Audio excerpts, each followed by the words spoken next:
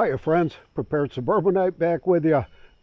Using a different camera today just to see if this is going to work out for us. But what I wanted to talk about today is goal setting goals for one's self. On January 1st, that day that we all make our New Year's resolutions, I wrote down 8 goals that I wanted to get accomplished in 2024.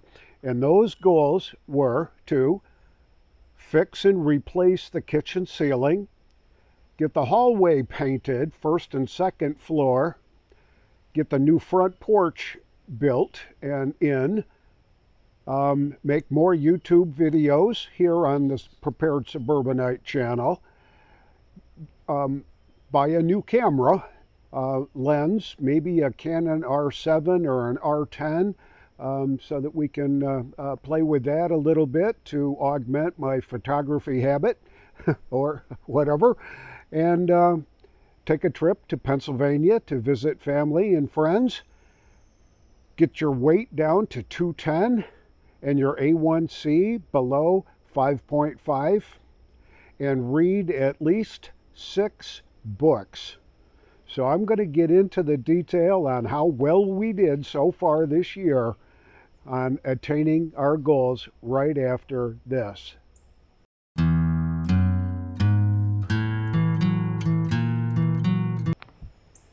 So let's start at the top.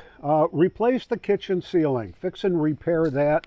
And we hired a contractor to come in, a painting contractor, who replaced a piece of the ceiling that got some water damage from the upstairs washroom, and cut that out, replaced it, painted it, and while he was here, we also had him paint the hallway on the first floor and second floor, and he did a really good job with that.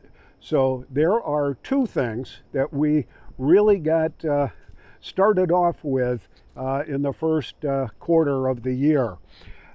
We obviously, as you know, if you've been following my channel, that we do have our new front porch screened in, and it's I'll show it to you here in a second. It's right behind me, and we'll go take a look. There it is right there,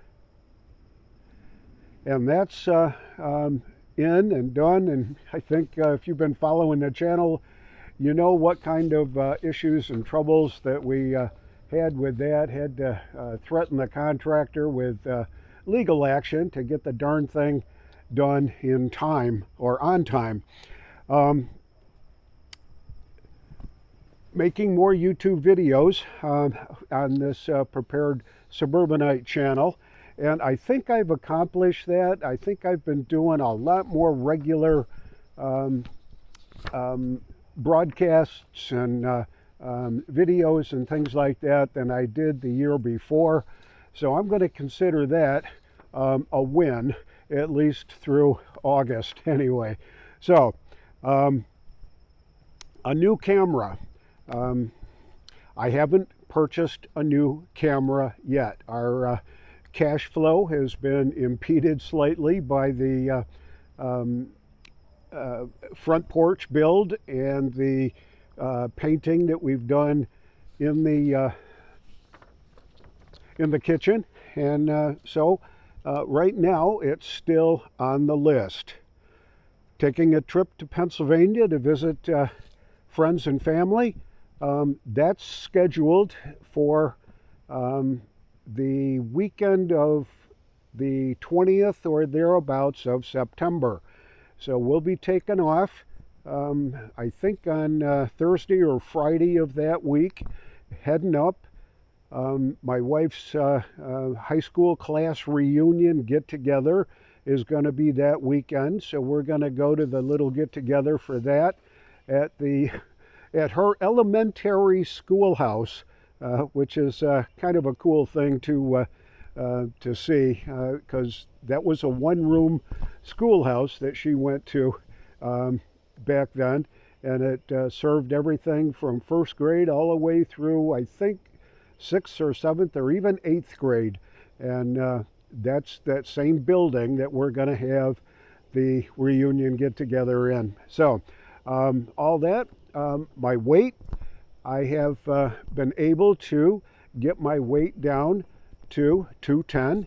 As some of you may know that have been following the channel, I was pushing 260 a couple of years ago. And when I made a decision to start losing some weight, I was inspired by Alaska Prepper for his efforts and what he did and the diet that he went after that really seemed to work for him. And I undertook that diet about this time last year. And I think my starting weight then was 246. And now I am down to 209. So I think I can check that one off to make sure that that one has been done successfully. Reading 6 books. I enjoy reading. I have quite a library of both nonfiction and fiction. And here's what, excuse me, here's what I read so far this year. So first up on the list is Blood Money by Peter Schweitzer. Very good, revealing book, well written and well researched, as a matter of fact. Get It Together by Jesse Waters. It was a very interesting take on the world that we live in today. So that's a worthwhile venture as well to get into Get It Together by Jesse Waters. I read The Children of Huron by J.R.R. Tolkien. Now, I am a big Tolkien fan, have been probably my 7th or 8th read through The Lord of the Rings. I've done The Silmarillion, and now The Children of Huron. Very interesting fiction. It's great as an escape. The End of Everything by Victor David Hanson. I love his style. He just, the way he does things, the way he puts things, his style is absolutely incredibly easy to read, and it's all well researched. And if you like history done in a fashion that you can truly understand, I suggest you start with The End of Everything. Next up on my reading list was The War on Warriors by Pete Hegseth. Now, Pete has done a tremendous job of dealing with what's going on in today's military. And so much so that I bought my grandson, who was just recently discharged from the Army, a copy of this book so that he could enjoy this perspective on what's going on in our woke military today. Good read for sure. I read The Dying Citizen by Victor David Hanson. Again, my compliments to the chef on this one. He does a great job of putting things in the right perspective, well researched. I learned an awful lot from reading The Dying Citizen. Next up was The Indispensable Right by Jonathan Turley. Now, Jonathan has a very interesting career. He, I think, is a Democrat, but he certainly does understand freedom and liberty. And what he addresses in this particular book is freedom of speech and what's been going on throughout history to deal with the freedom of speech and how it's been abused and part of our regular daily lives as we are subject to all kinds of censorship.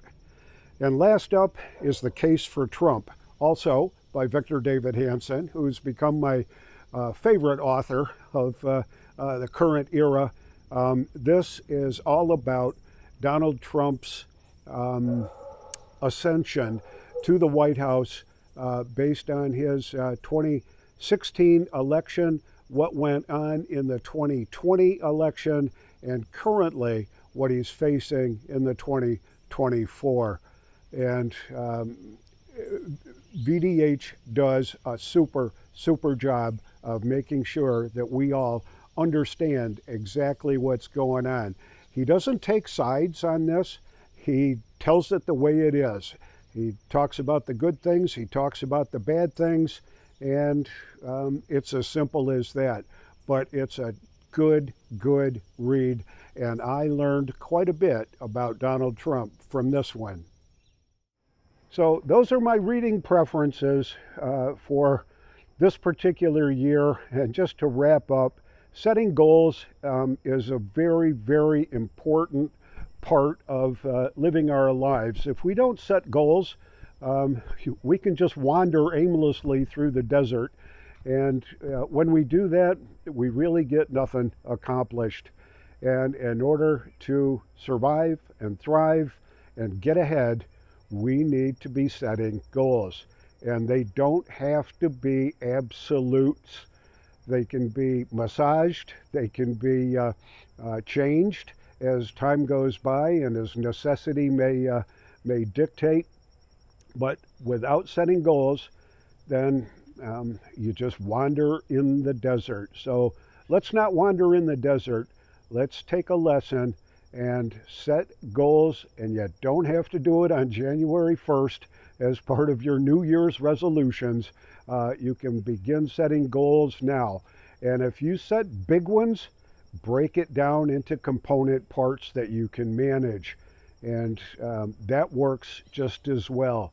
So there's my thoughts for the day. This is the Prepared Suburbanite, reminding you to be prepared always. And I'll see y'all on the next video.